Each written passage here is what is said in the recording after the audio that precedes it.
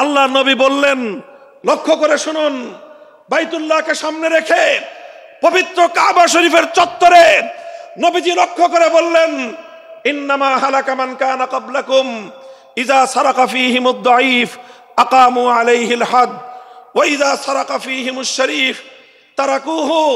হে আমার জাতি, শুনে রাখো, পৃথিবী থেকে অনেক সম্প্রদায়, অনেক জাতি, অনেক কওমকে আল্লাহ পাক রব্বুল আলামিন ধ্বংস করে দিয়েছেন। তাদের ধ্বংসের পিছনে একটা বড় কারণ ছিল, একটা অপরাধে তাদেরকে আল্লাহ ধ্বংস করে দিয়েছেন। সেই অপরাধটা ছিল ইজা সারাকা ফীহিমুজ যায়ীফ আকামু আলাইহিল হাদ ওয়া ইজা সারাকা ফীহিমুশ শরীফ তারাকুহু।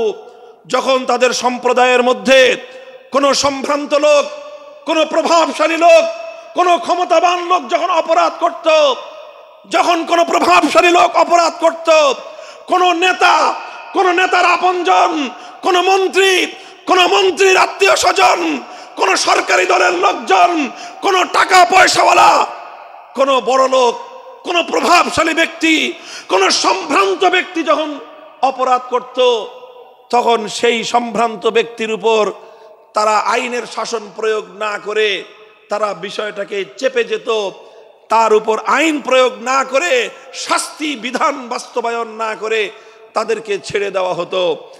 ওয়াইজা সারাকা ফীহিমুদ দাঈফ, আর একই অপরাধ যখন দুর্বল মানুষ করত, খেটে খাওয়া মানুষ, মেহনতি মানুষ, রিকশাওয়ালা, শ্রমিক, ঠেলাগাড়ি চালক, নৌকার মাঝি, মজদুর, পথের টোকাই, এই শ্রেণীর দুর্বল মানুষ যখন অপরাধ করত, যেই অপরাধ করে মন্ত্রীর দুলাভাই ছাড়া পেয়েছে, যেই অপরাধ করার পরে এমপির শালার শাস্তি হয় নাই, যেই অপরাধ করার পরে শিল্পপতির বিচার হয় নাই, যেই অপরাধ করার কারণে রাজনৈতিক নেতার কোনো বিচার হয় নাই, একই অপরাধ দুর্বল, গরিব, অসহায় মানুষ করার পরে তার উপর আইনের শাসন 100 ভাগের জায়গায় 200 ভাগ বাস্তবায়ন করা হয়। আল্লাহ নবী বলেছেন, পৃথিবীতে ইসলাম এসেছে মাত্র ইবাদত, নামাজ, রোজার, হজ, যাকাতের বিধান বাস্তবায়নের জন্য নয়। ইসলাম দুনিয়াতে আগমন করেছে, তার আগমনের অন্যতম উদ্দেশ্য হলো সমস্ত বৈষম্য দূর করে, জুলুম আর বেইনসাফি দূর করে বিশ্ব সভ্যতায় ন্যায় এবং ইনসাফ কায়েম করা।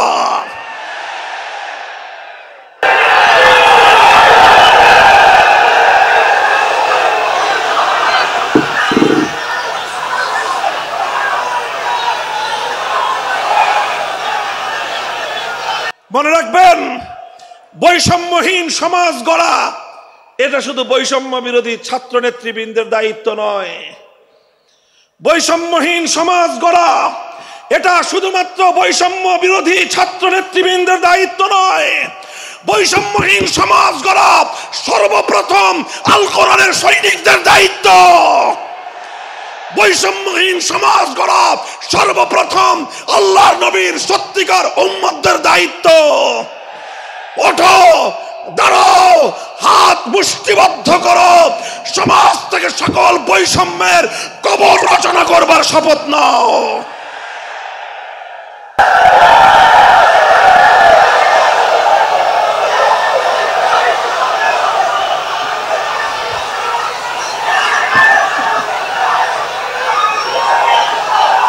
মুহতারাম হাজিরিন, কথাটা খুব জায়গা লক্ষণীয়, শোনার বিষয়।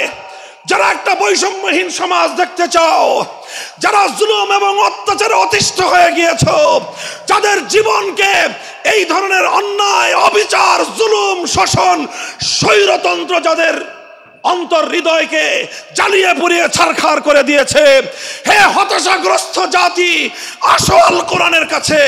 আমরা তোমাদেরকে মুক্তির বার্তা শোনাই, আমরা তোমাদেরকে সান্ত্বনার বাণী শোনাবো। আসো, হাতে হাত রাখি, সমস্ত বৈষম্য, জুলুম, স্বৈরতন্ত্রের কবর রচনা করে আল্লাহর কোরআনের সমাজ গড়বার জন্য হাতে হাত রাখি। দেখেন, আল্লাহ পাক রব্বুল আলামিন যুগে যুগে যত নবী রাসূল প্রেরণ করেছেন, যুগে যুগে যত আসমানি কিতাব আল্লাহর পক্ষ থেকে অবতীর্ণ হয়েছে, কেন হয়েছে? শুধুমাত্র মুসল্লিদের সমাজ গড়বার জন্য নয়, শুধুমাত্র রোজাদার সমাজ গড়ার জন্য নয়, অবশ্যই কোরআন এবং কিতাব নাজিল হয়েছে নামাজের জন্য, অবশ্যই কোরআন এবং কিতাব নাজিল হয়েছে রোজা, হজ, যাকাত সহ আল্লাহ পাকের যাবতীয় বিধান সমাজে বাস্তবায়ন করার জন্য। তবে একমাত্র এটাই উদ্দেশ্য নয়, বরং সমস্ত কিতাব, সমস্ত নবী রাসূল দুনিয়াতে আগমন করার অন্যতম একটা মৌলিক লক্ষ্য। কোরআনে পাকের সূরাতুল হাদীদ থেকে তেলাওয়াত করেন, অর্থ বুঝেন, মর্ম বুঝার চেষ্টা করেন। লাকাদ আরসালনা রুসুলানা বিল বায়িনাতি ওয়াল হুদা ওয়া আনজালনা মাআহুমুল কিতাবা ওয়াল মিজান লিয়াকুমান নাসু বিল কিসত। আল্লাহ কোরআন বলছে যে আমি নবী রাসূল পাঠিয়েছি, আসমান থেকে যুগে যুগে কিতাব নাজিল করেছি। এই সব কিছুর অন্যতম একটা উদ্দেশ্য হলো লিয়াকুমান নাসু বিল কিসতি।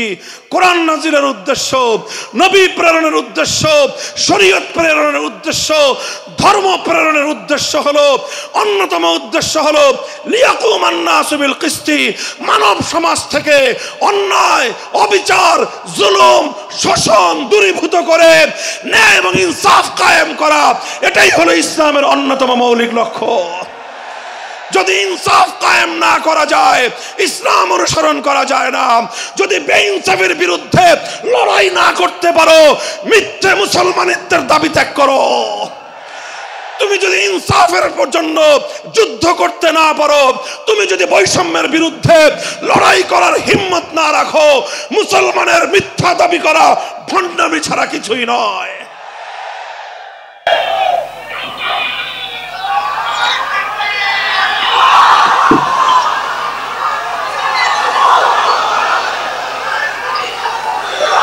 এই জন্য আমাদেরকে বুঝতে হবে, আমাদের জীবনের অন্যতম মিশন, যে জন্য আল্লাহ তার নবীদেরকে পাঠিয়েছেন, নবীদের জীবনের মিশন যা ছিল, নবীর উত্তরাধিকারী, নবীর অনুসারীদের জীবনের মিশনও সেটাই হবে।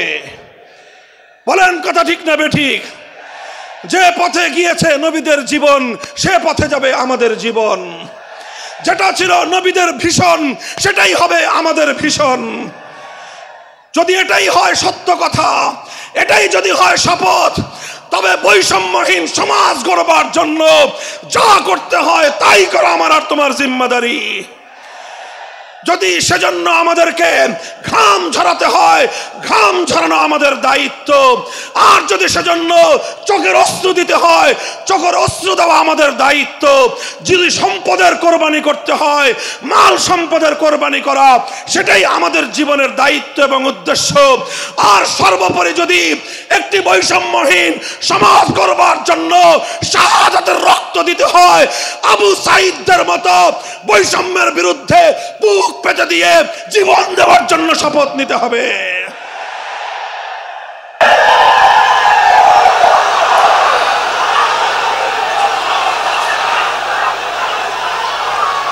এই প্রস্তুত থাকবেন তো ইনশাআল্লাহ? আল্লাহর নবী বললেন এই বৈষম্য চলবে না, এই বৈষম্য জাহিলিয়াত, এই বৈষম্য মূর্খতা।